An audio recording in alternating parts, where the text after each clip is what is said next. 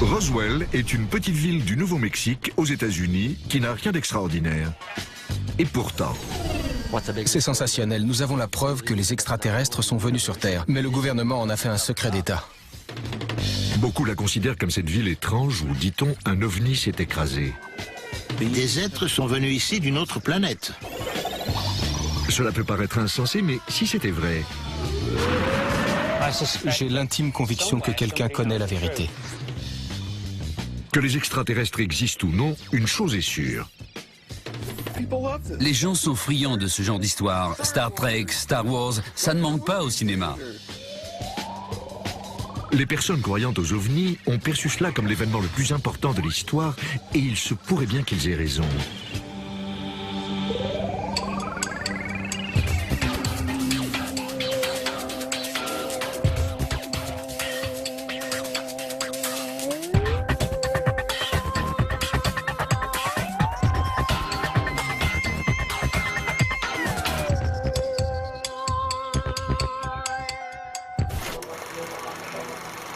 En juillet 1947, Roswell est une petite ville bien tranquille, entourée de ranchs et de déserts. Elle abrite également le 509e groupe de bombardement, c'est-à-dire l'élite de l'armée de l'air américaine. Ces aviateurs ont lancé 2 bombes sur le Japon et fait des tests dans le Pacifique. Les États-Unis viennent de gagner la guerre. Au moment où les choses semblent reprendre leur cours normal, un incident étrange survient. Un objet argenté de grande taille apparaît dans le ciel et s'écrase dans le désert.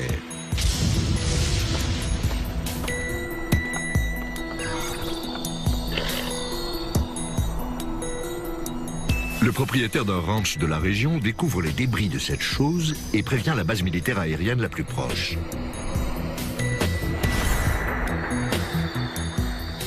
Le gouvernement y porte immédiatement un grand intérêt. Pour la première fois dans l'histoire des États-Unis, un communiqué de presse annonce la découverte d'une soucoupe volante qui s'est écrasée. Évidemment, un incident aussi important fait la une des journaux dans tout le pays. Headline edition, July 8, 1947, that a flying disc has been found. The biggest Who's It, What's It story of the year, the flying saucer. Mais un jour plus tard, le communiqué de presse initial est remplacé par un autre, apportant une explication plus rationnelle.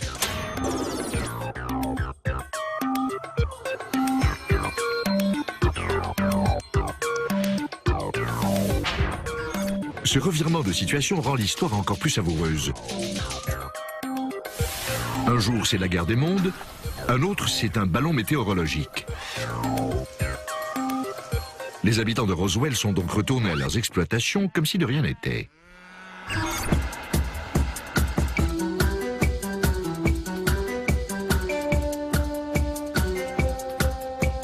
Bien entendu, c'était trop beau pour être vrai et certains ont voulu connaître le fin mot de l'histoire.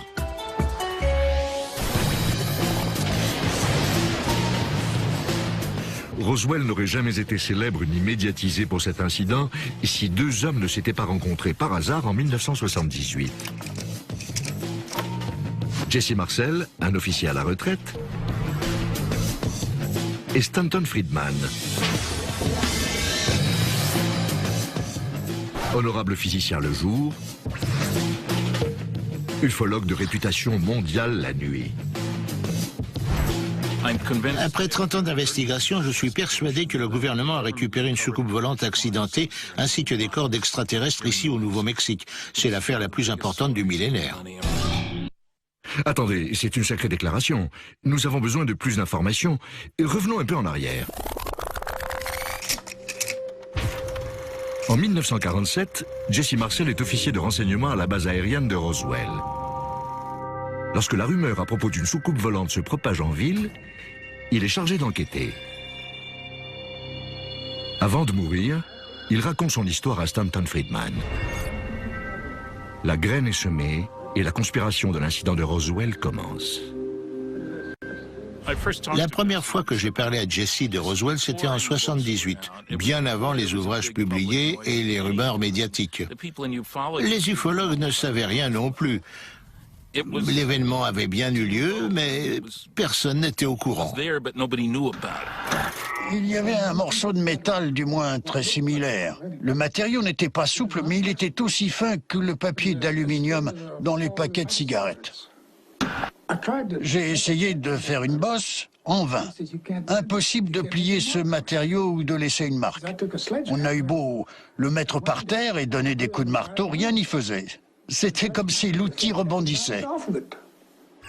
Il ne s'agissait pas d'un ballon météorologique. Ce n'était pas un avion. Je ne sais pas ce que c'était. Je ne vois pas les raisons qui auraient pu pousser quelqu'un à mentir à ce sujet. Sans compter qu'il faudrait supposer qu'un officier de renseignement, membre de l'élite de l'armée de l'air américaine, invente une histoire aussi farfelue. Cela n'a aucun sens. Stanton Friedman, fasciné par cette affaire, décide de mener son enquête auprès des habitants de Roswell. De nombreux témoins avec qui il a pu s'entretenir sont aujourd'hui décédés. Heureusement, ces interviews ont été enregistrées bien avant le battage publicitaire. Je ne sais pas ce que c'était. Ça ressemblait à du balsam, mais ininflammable, et impossible à entailler au couteau. On a retrouvé un morceau de matériau particulier. On pouvait le froisser, mais il reprenait toujours sa forme initiale plate et on ne pouvait pas le plier.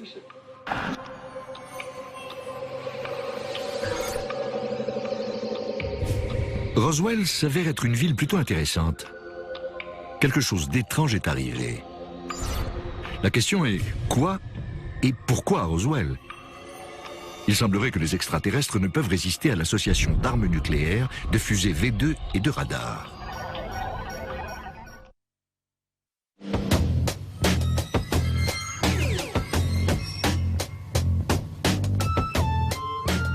Nous sommes au moins sûrs d'une chose. Un incident étrange est arrivé à Roswell. Nous savons également que personne n'en aurait entendu parler si Stanton Friedman n'avait pas fait la rencontre de Jesse Marcel, qui lui a raconté qu'une soucoupe volante s'était écrasée à Roswell. Stanton Friedman a commencé à développer une théorie. À la fin de la Deuxième Guerre mondiale, tout extraterrestre intelligent venu sur Terre avait la preuve qu'il serait bientôt embêté par ces idiots terriens, puisque l'activité principale d'une société primitive est la guerre tribale. 3 choses le prouvaient: les armes nucléaires, les fusées V2 et des radars puissants. N'est-ce pas surprenant que le seul endroit sur Terre en juillet 1947 où l'on étudiait ces 3 technologies se trouvait dans le sud-est du Nouveau-Mexique?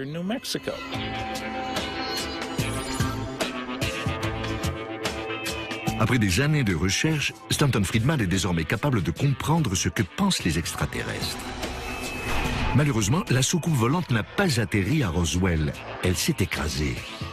Peut-être allait-elle sur Mercure. Quelle qu'ait été sa destination, elle ne l'a pas atteinte. Le mystère reste entier. Une seule personne encore en vie déclare l'avoir touchée.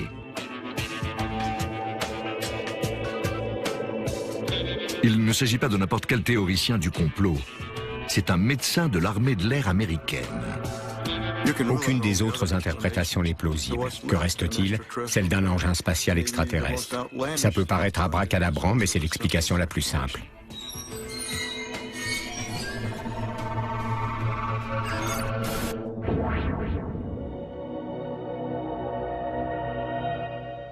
Heureusement pour nous, avant de rentrer au hangar 84 avec les débris de la soucoupe volante, Jesse Marcel passe chez lui pour faire part de sa découverte à sa femme et son fils, Jesse Marcel Jr. Je n'oublierai jamais cette nuit de juillet à Roswell. C'était un moment unique qui a marqué un tournant dans ma vie. Il devait être 1h ou 2h du matin, je dormais à point fermé. Mon père est entré dans ma chambre et m'a réveillé. Il m'a dit « Viens Jesse, je veux te montrer quelque chose ». Il était surexcité, ce qui n'était pas dans son habitude. J'ai donc compris que c'était important. Puis il est allé chercher ma mère et nous a amenés dans la cuisine, où il avait étalé des débris sur le sol. Il nous a dit qu'ils provenaient d'une soucoupe volante.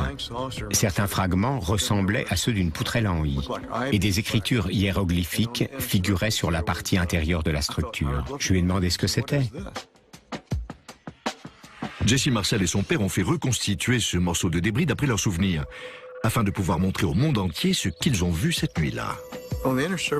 Sur la partie intérieure de cette petite poutrelle, on peut voir ces symboles. Celui dont je me rappelle le plus est celui-ci à la fin, parce que je retrouvais dans ce dessin géométrique des formes familières, telles qu'un phoque jonglant avec une balle. La signification de tous ces symboles m'échappe un peu. Peut-être que cela veut dire ne pas voler en apesanteur, je ne sais pas. Mon père et moi l'avons analysé pendant environ un quart d'heure, puis il m'a dit « Souviens-toi de ces dessins ». C'est dingue, parce que 60 ans plus tard, c'est toujours ancré dans mon esprit.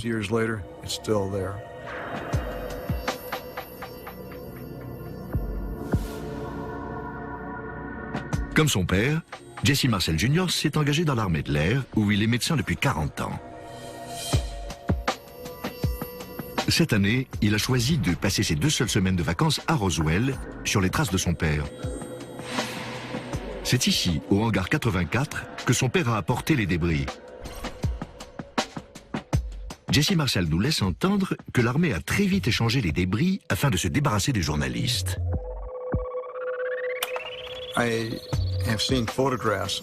J'ai vu des photos de mon père agenouillé à côté des débris dans le bureau du général Ramey avec le général Dubose. Je me suis aperçu que ce n'était en aucun cas les matériaux de Roswell que j'ai observés sur le sol de ma cuisine. D'après mon père, certains étaient originaux, mais l'armée avait échangé la plupart des fragments. Dans votre esprit, cela ne fait aucun doute, l'histoire du ballon n'est qu'une couverture. Aucun doute.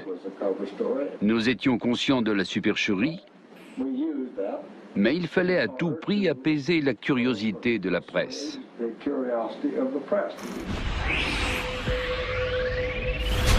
Supposons un instant qu'un ovni se soit écrasé à Roswell. Pourquoi le gouvernement voudrait-il le cacher? Nous voici 2 ans après la Deuxième Guerre mondiale. Les relations internationales sont extrêmement tendues et la guerre froide se prépare. Le moment est peut-être mal choisi pour que les Américains admettent qu'ils n'ont pas le contrôle de leur propre zone aérienne.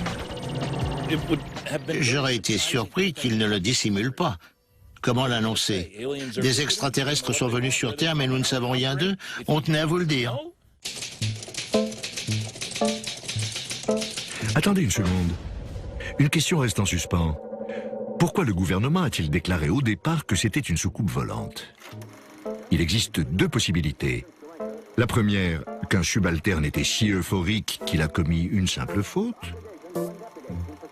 Mais le protocole militaire a découvert que l'autorisation de lancer un communiqué de presse devait venir d'un commandant du 509e escadron. Il ne s'agit donc pas d'une erreur. La deuxième, c'était une désinformation planifiée. La stratégie est simple. Admettre que c'est un ovni, puis donner une explication plus plausible, comme celle d'un ballon météorologique. Les gens pencheront plus pour le ballon que pour l'engin interstellaire. Bien sûr, c'est plus facile à dire qu'à faire. Tout d'abord, certains habitants savaient des choses. Ensuite, lancer une affaire médiatique et la faire oublier par la suite était un vrai coup de maître. Les gens ont avalé l'histoire du ballon.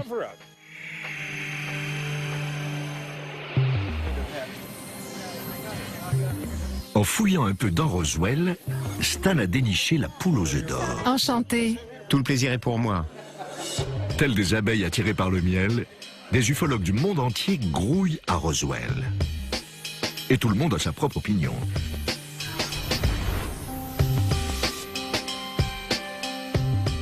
Dave Thomas est physicien et mathématicien. Il est également président d'un groupe appelé New Mexicans for Science and Reason. Dans le milieu scientifique, on dit que les prétentions extraordinaires requièrent des preuves extraordinaires. Pour prouver à quelqu'un que des extraterrestres ont traversé les profondeurs de l'espace pour venir sur Terre, des photos floues ne suffiront pas. C'est bien trop extraordinaire. Il faut de réelles preuves matérielles. Le mieux serait un échantillon de sang extraterrestre. Ce serait plus gros que Charles Darwin. L'enthousiasme scientifique ne pourrait être refroidi pour une affaire de cette taille. La raison pour laquelle cela ne s'est pas produit est simple. Les extraterrestres ne sont pas encore venus sur Terre. Un jour peut-être, mais pour l'instant, rien n'est arrivé. Alors comment expliquez-vous ceci? Certains pensent que ce qui s'est écrasé à Roswell était plus qu'une simple soucoupe. Tom Carey et Don Schmitt sont des enquêteurs experts en ovnis. Ils ont consacré 20 ans de leur vie à cette affaire et sont persuadés de détenir la vérité. Ce qui s'est écrasé à Roswell venait d'un autre monde. Plusieurs personnes nous ont confirmé avoir vu l'engin spatial et les cadavres des passagers. Cadavres des passagers. De vrais cadavres d'extraterrestres? Ça devient très intéressant. Nous pensons que jusqu'à 5, 6, 7 corps ont été retrouvés sur 3 sites différents. Nous n'avons appris que récemment que Mac Brazel, qui est le premier à avoir trouvé l'épave, a également découvert des corps à quelques kilomètres du champ où se trouvaient les débris. Comment peuvent-ils en être certains? Tom et Don se sont entretenus avec des témoins, leurs filles, leurs frères et leurs petits-enfants. Étrangement, tous ont tenu un discours semblable. Étant donné la cohérence des récits des témoins oculaires, nous avons affaire à quelque chose qui, je cite l'un des officiers à la retraite, ne venait certainement pas du Texas.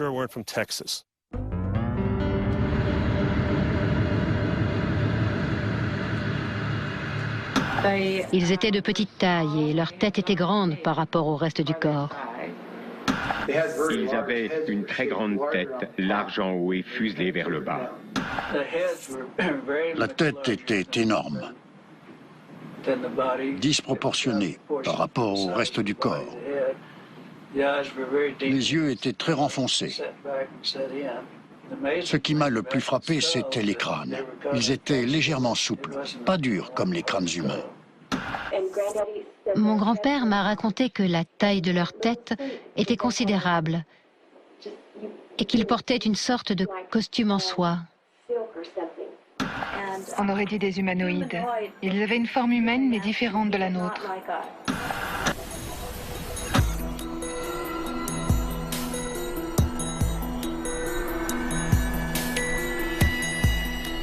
Il faut admettre que c'est assez étrange. Pourquoi toutes ces personnes inventeraient-elles séparément la même histoire? Cela peut paraître improbable. Pour ma part, je trouve normal que des cadavres aient été retrouvés. Il y a forcément un équipage dans cet engin. Pourquoi s'est-il écrasé? L'un des membres a sûrement commis une erreur, comme tout équipage, tout être, tout individu pensant.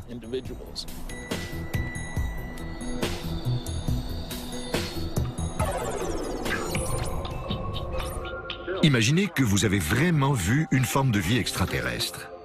Pourquoi attendre 30 ans pour vous manifester? C'est un scoop important. À moins qu'on vous ait menacé. Il m'a dit, vous n'avez rien vu, il n'y a jamais eu de crash ici. Je lui ai répondu, écoutez monsieur, je suis un civil, vous ne pouvez rien contre moi. Il m'a lancé, détrompez-vous, quelqu'un ramassera votre squelette dans le sable. La police militaire est venue nous dire que si George ou moi parlions de cet incident à qui que ce soit, il pourrait nous arriver quelque chose, ainsi qu'à notre famille. Cela arrivait rarement, mais mon père avait pris un ton très sérieux lorsqu'il est rentré et qu'il a dit à ma mère « Rien n'est arrivé, vous n'avez rien vu, n'en parlez ni à vos amis ni à personne d'autre. »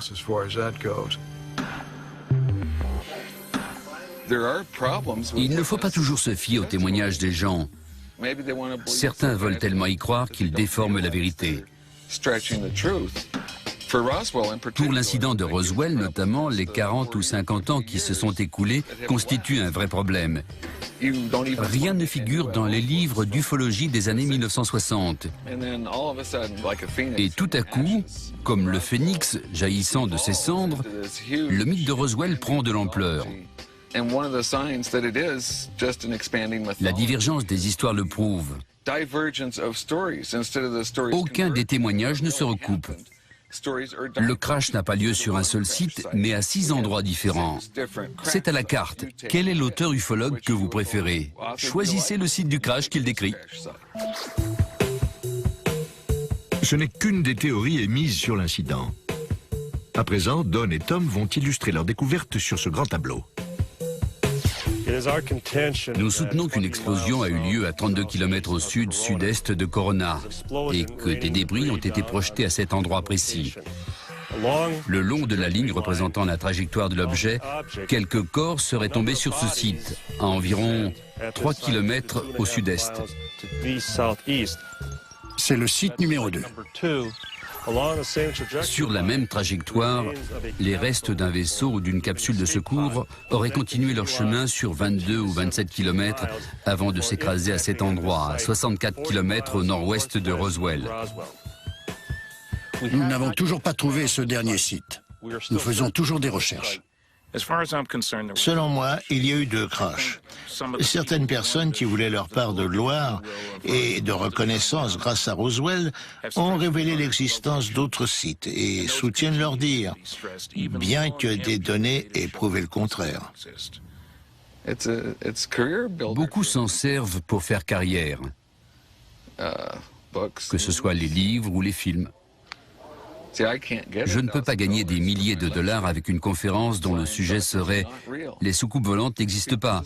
Les gens ne sont pas prêts à dépenser autant pour entendre ça. Si tu veux bien l'ouvrir, je le signe.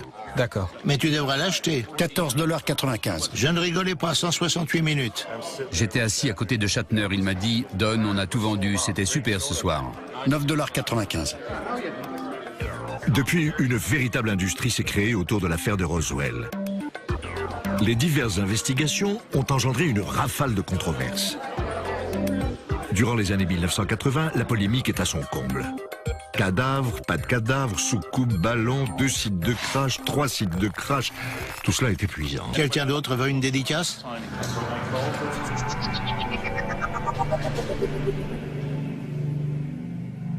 Puis, il se produit quelque chose d'inattendu.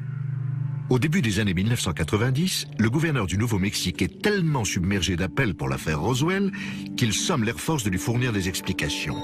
Et imaginez-vous que le gouvernement répond enfin. Fait réel contre fiction dans le désert du Nouveau-Mexique n'est pas un ouvrage facile à lire.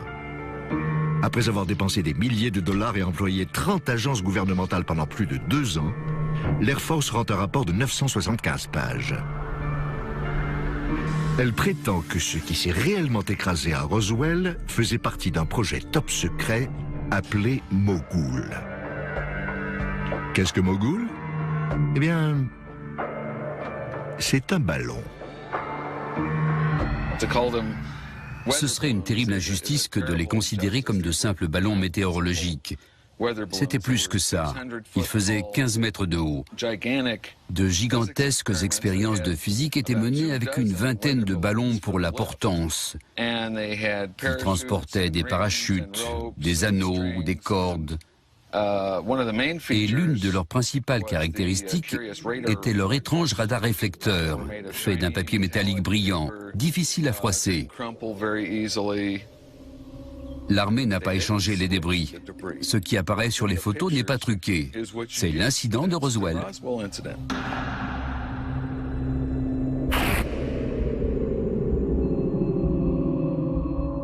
Serait-ce si simple que ça? Le gouvernement américain dirait-il simplement la vérité?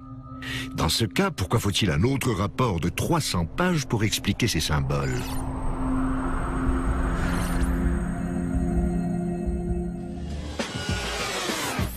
Quelque chose s'est écrasé non loin de la ville de Roswell, au Nouveau-Mexique, aux États-Unis. L'armée américaine prétend qu'il s'agit d'un ballon météorologique appelé Mogul et publie un rapport sur Roswell de plus de 900 pages. L'effort paraît démesuré pour prouver un simple fait. Pour certains, cette attitude est suspecte. Le projet Mogul est une diversion. Tout ce qui le définit est faux. Les caractéristiques des matériaux trouvés sur le site et décrits par les témoins ne correspondent pas. Mogul se composerait d'un papier d'aluminium facile à déchirer et des lattes de Balzac qu'un enfant pourrait casser. Les témoignages révèlent des morceaux de poutrelle en I incassables et non inflammables, ce qui est très différent. D'autre part, on peut se demander pourquoi le projet Mogul était classé top secret. Car ni la technologie des ballons, ni la zone radio, ni rien d'autre n'était tenu secret. Seul le but poursuivi par l'armée était un mystère.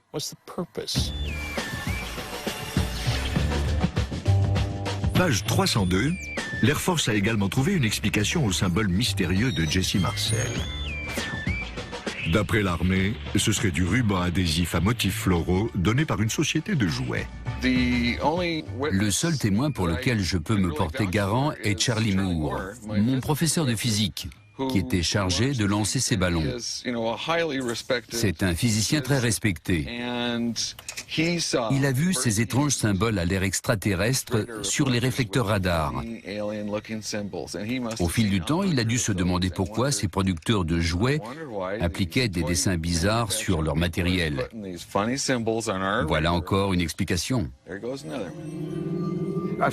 J'ai pu jeter un coup d'œil au ruban adhésif. Il était bien plus large, plus gros que ceci.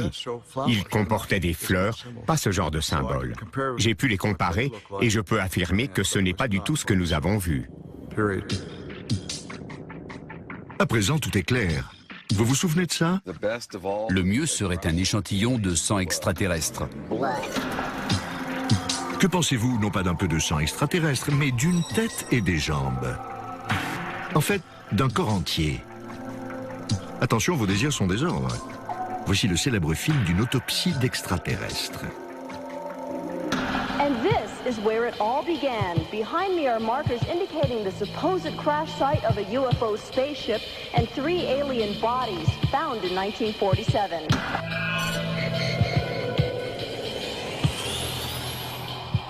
Nous sommes au milieu des années 1990.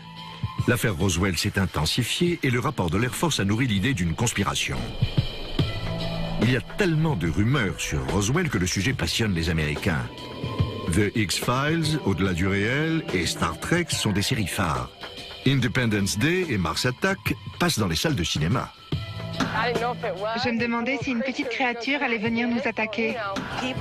Certaines personnes se font enlever et des extraterrestres viennent sur Terre. Il est grand temps que les gens ouvrent leur esprit. Puis surgit un élément nouveau. Étrangement, il arrive pile au bon moment. C'est le film le plus controversé jamais diffusé sur nos écrans de télévision. Ce serait la véritable autopsie d'un extraterrestre. On affirme également que la créature que l'on analyse provient du site du crash de Roswell. Un Anglais, Ray Santilli, prétend avoir découvert en Floride ce document choc authentique qui proviendrait d'un ancien caméraman de l'armée. Conscient de son immense valeur, Ray aurait recherché un acheteur. Bob Kiviat, un producteur chevronné de Los Angeles, spécialisé dans les programmes paranormaux, entre alors en scène. Lorsque je prends contact avec le bureau de Ray Santilli en Angleterre, je comprends tout de suite qu'il n'attendait qu'une chose, qu'une personne comme moi ayant une expérience télévisuelle dans le domaine de l'ufologie le contacte. Je me méfiais de l'authenticité de ce film sur l'autopsie d'un extraterrestre qui était censé provenir de l'incident de Roswell. C'était trop beau pour être vrai. Plus que sceptique, Bob Kiviat prend l'avion pour l'Angleterre afin d'en avoir le cœur net. Ray Santilli a sorti une cassette vidéo qu'il a introduite dans un magnétoscope. Je suis resté bouche bée.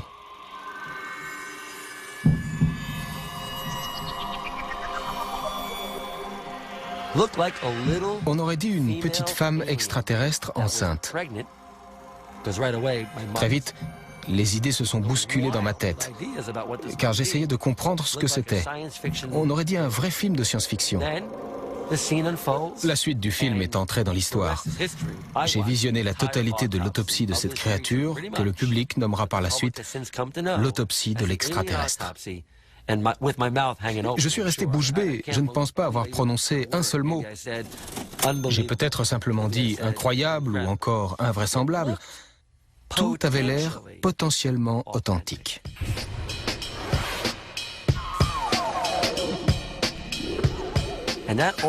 Plus je regardais la vidéo, plus j'étais persuadé qu'il fallait la montrer au public américain. C'est ce que j'ai ressenti. L'authenticité de la vidéo de l'autopsie a souvent été remise en cause. Comment connaître la vérité? Tout d'abord, observons la pièce. C'est une prétendue petite salle d'opération du Texas. Rien ne prouve que cela est faux. La pendule sur le mur est un modèle de General Electric que l'on trouvait déjà en 1947.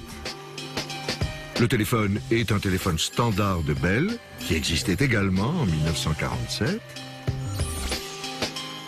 Les instruments chirurgicaux authentiques, la table d'opération authentique. À première vue, la pièce semble normale. Qu'en est-il des médecins?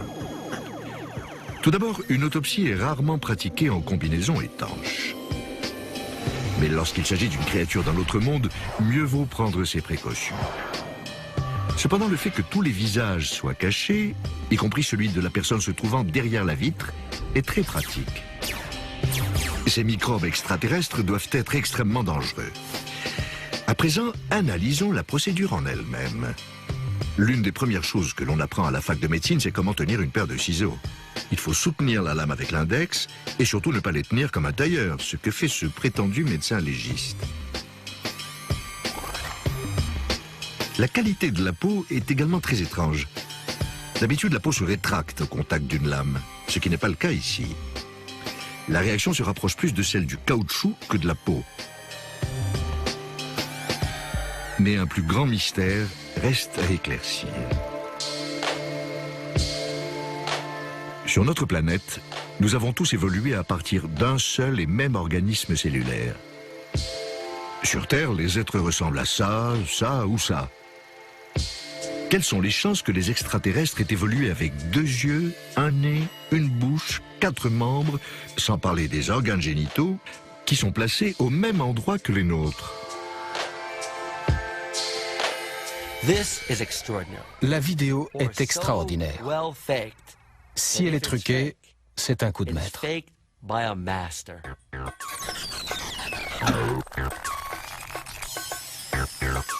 Mais qui serait ce maître? Ray Santilli? Une équipe experte en effets spéciaux? Le mystérieux caméraman? Nous n'aurons peut-être jamais la réponse. En effet, lorsque Bob Kvyat a acheté le film à Ray, celui-ci a posé une condition, que l'identité du caméraman ne soit jamais dévoilée. Jamais personne ne pourra le contacter. Je ne peux pas l'interviewer. Je n'ai aucune garantie de pouvoir le rencontrer dans le cadre du documentaire pour Fox. Le caméraman était motivé par une seule chose, vendre cette vidéo pour financer le mariage de sa fille.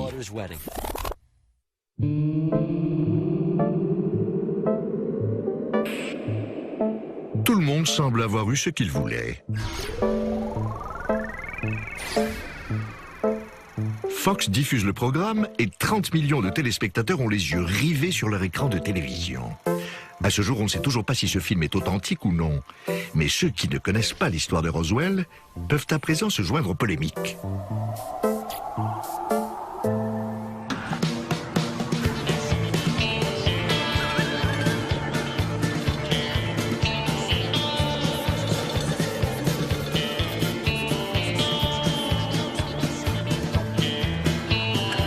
Regarde les ovnis dans le ciel.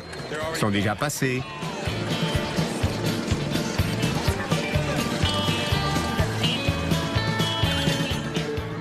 La légende de Roswell se propage.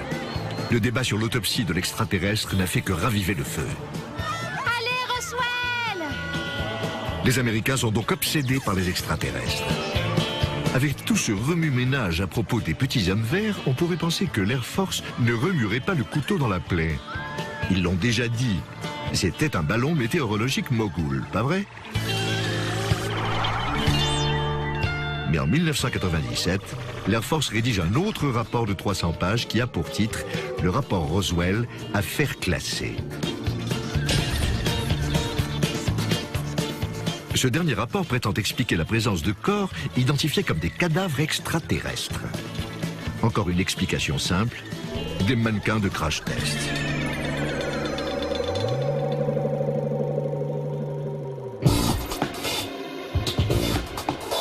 Nick Redfern est chercheur en ufologie. Il a également écrit 7 ouvrages sur le paranormal.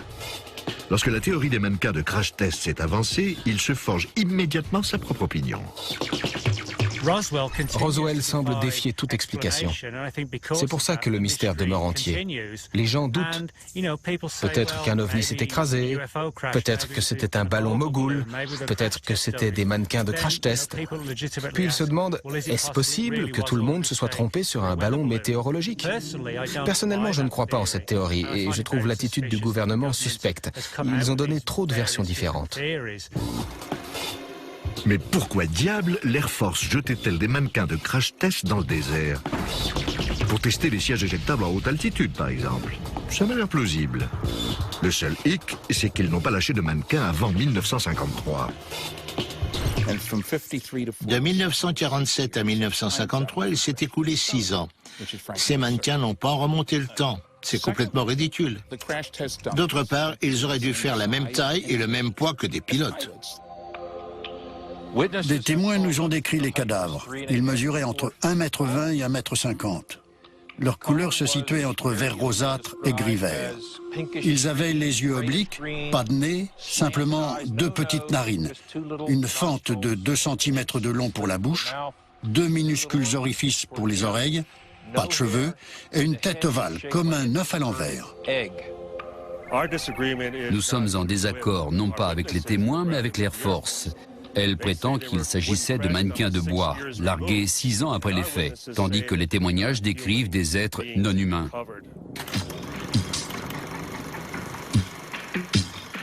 Les habitants ont-ils aperçu des mannequins de crash test ou des extraterrestres? Nous pouvons nous interroger, mais la vraie question subsiste. Pourquoi l'Air Force dépense tout son temps et son argent à discréditer des témoignages de cadavres extraterrestres? C'est trop facile de donner la liberté de penser et de refuser toute protestation. Je ne connais aucune autre affaire pour laquelle l'armée a dépensé autant de temps, d'argent, d'efforts, d'énergie et menti autant.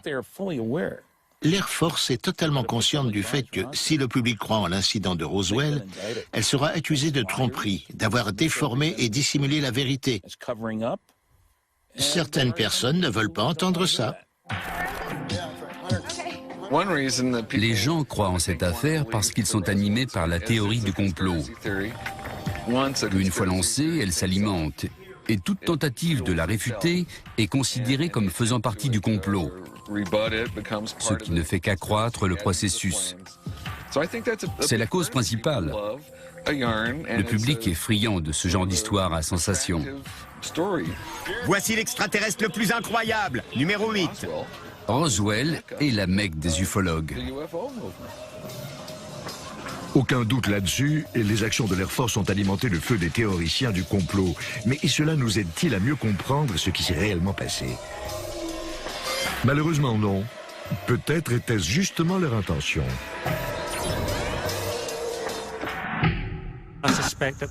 Je suis certain que les diverses versions et théories conflictuelles ont été avancées dans l'unique but de créer un état de confusion.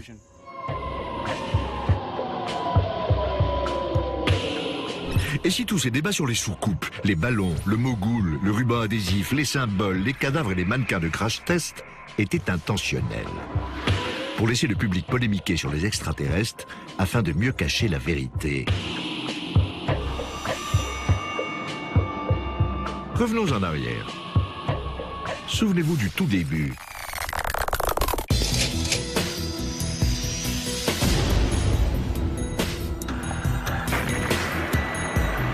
La Deuxième Guerre mondiale est finie depuis 2 ans. Les pires ennemis des États-Unis n'étaient pas les extraterrestres, mais les nazis. Il est possible que les habitants de Roswell aient vu une soucoupe volante. Et si elle ne venait pas d'une autre planète? Et si c'était un engin spatial top secret conçu par les nazis? Une rumeur parmi d'autres a subsisté pendant des années. Les nazis auraient essayé de créer des engins s'apparentant à des soucoupes volantes. De nos jours, personne n'y prête attention, n'y voyant que canulars, histoires colportées et légendes, et parfois à juste titre. Mais il existe un petit échantillon de preuves qui suggère que les nazis tentaient de perfectionner un engin de forme circulaire à ce moment précis. Des documents du FBI évoquent des interrogatoires de prisonniers de guerre ainsi que de pilotes de chasse allemands. Ils affirmaient avoir assisté à des essais de vol d'avions de forme circulaire dans des aérodromes en Allemagne nazie lors de la Seconde Guerre mondiale. Quel lien cela a-t-il avec Roswell?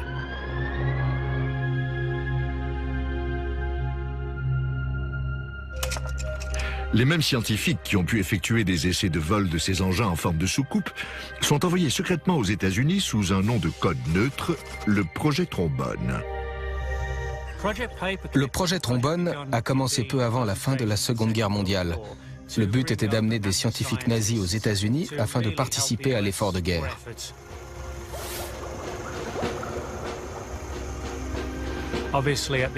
À la fin de la guerre, il paraissait évident que l'ennemi numéro 1 des États-Unis serait la Russie. L'Allemagne nazie vaincue, il fallait s'emparer du plus grand nombre possible de scientifiques nazis avant que les soviets ne mettent la main dessus. Et devinez où ils sont conduits? Dans le sud-est du Nouveau-Mexique. Le crash de Roswell est-il en réalité celui d'une soucoupe volante nazie?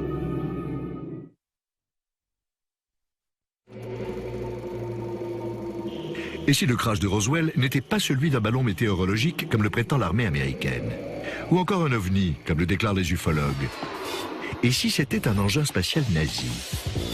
Le projet Trombone est un programme classé confidentiel dont le but est d'amener des scientifiques nazis dans le désert du Nouveau-Mexique. Le projet Trombone était confidentiel et considéré comme controversé pour une simple et bonne raison.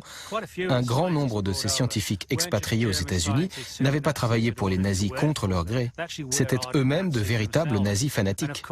Bien entendu, l'idée d'employer l'élite scientifique de l'Allemagne nazie à la fin de la Seconde Guerre mondiale aurait été perçue non seulement comme conflictuelle, mais surtout comme absolument impensable.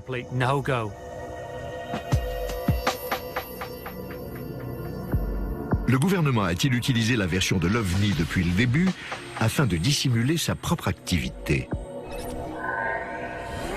En parlant de ça, qu'en est-il du petit homme vert?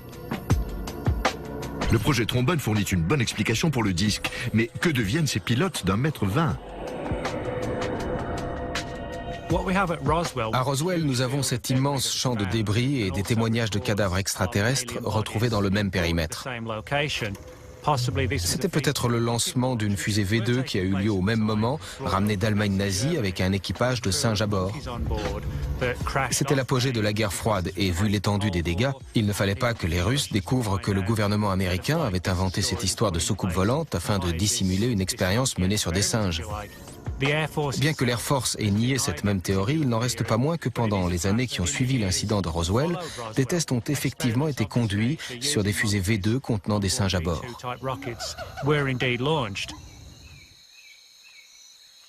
Cela vous étonnera peut-être de savoir que les ufologues purs et durs ne sont pas fans de cette théorie non plus. Rien de ce qui a été trouvé n'était conventionnel. Ni câble, ni tube à vide, ni rivet, ni vis, ni boulon, ni rien de tel.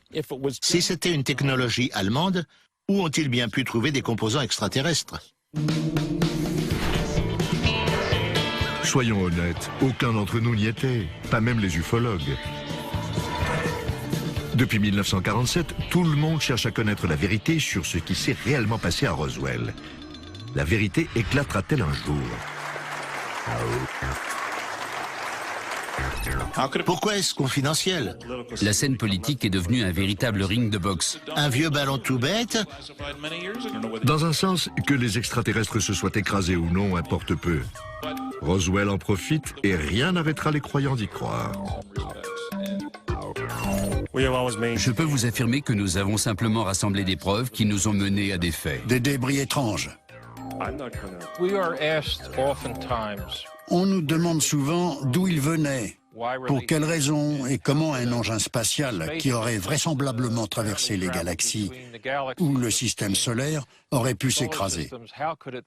Ma réponse est simple. Je ne sais pas, mais c'est arrivé. Le sujet est passionnant et ce qui me motive, c'est les réactions des gens. Certains ufologues ne sont pas d'accord avec moi. Mais lorsqu'on apprend quelque chose de nouveau, on se doit de le raconter. C'est ce que je fais, j'en parle.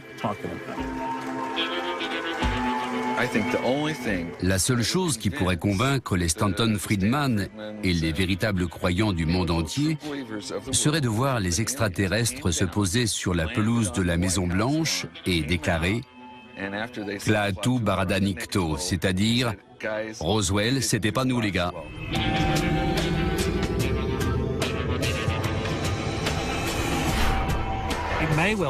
Il se peut que la preuve définitive se trouve dans des archives de l'armée ou dans un coffre-fort. Qu'elle fasse surface ou non, je continuerai à penser qu'un incident d'une importance capitale et qui a suscité une grande controverse est arrivé à Roswell. Si une explication rationnelle existe, il reste un léger détail à résoudre. Les témoignages des habitants de Roswell. Ce n'était ni un avion abattu, ni un ballon météorologique, ni un appareil secret conçu par les nazis, les Russes ou qui que ce soit. Cet engin n'a pas été créé par l'homme.